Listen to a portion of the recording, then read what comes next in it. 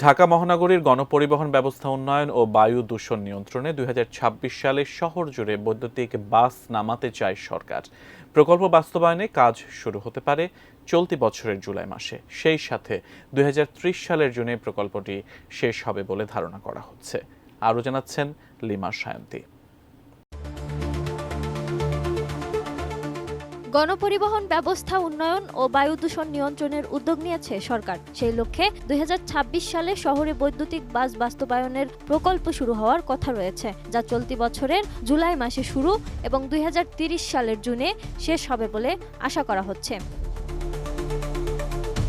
১১ ফেব্রুয়ারি এ বিষয়ে অংশীজনদের সঙ্গে বৈঠকের পর ঢাকা পরিবহন সমন্বয় কর্তৃপক্ষ ডিটিসিএ পরিচালক সাংবাদিকদের এ তথ্য দিয়েছেন।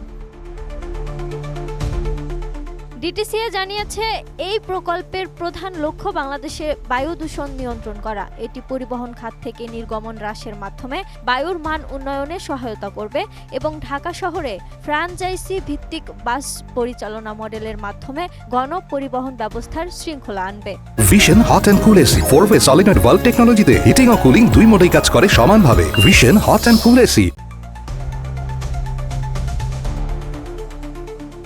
ডিটিসিএ পরিচালক বলেন, বাংলাদেশ ক্লিন এয়ার প্রজেক্ট নামে এ প্রকল্পের আওতায় শুরুতে ঢাকার ৩টি রুটে চালানো হবে এসব বাস।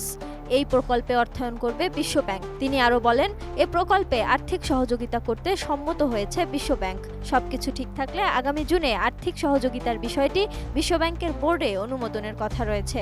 এখানে ডিপিপি অনুমোদন হতে হতে সময় লাগবে জুন মাস পর্যন্ত।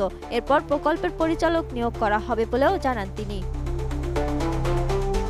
এই প্রকল্পে বিশ্বব্যাংক $৩০০ মিলিয়ন দেবে তুলে ধরে ডিটিসিএ পরিচালক বলেন, এর মধ্যে থেকে $১০০ মিলিয়ন পরিবেশ অধিদপ্তর ও $২০০ মিলিয়ন পাবে সড়ক পরিবহন ও মহাসড়ক বিভাগ।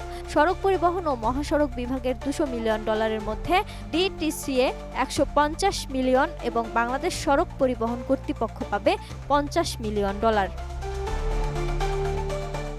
ডিটিসিএ পরিচালক আরও বলেন, আশা করা হচ্ছে ২০২৬ সালের মধ্যে অন্তত ২-৩টি রুটে পুরোপুরি ইলেকট্রিক বাস সার্ভিস চালু করা সম্ভব। বাসগুলো পরিচালনার জন্য নতুন কোম্পানি গঠন করে কেউ আসতে পারে অথবা বর্তমান কোম্পানিগুলোও পেতে পারে।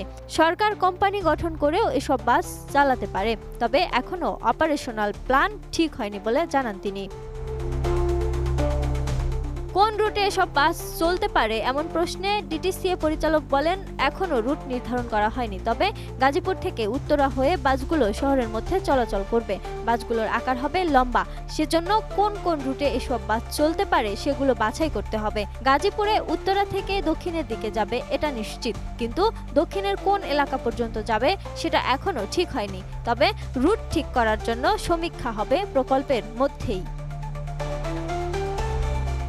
Lima Sayanti, desk report, ATN news.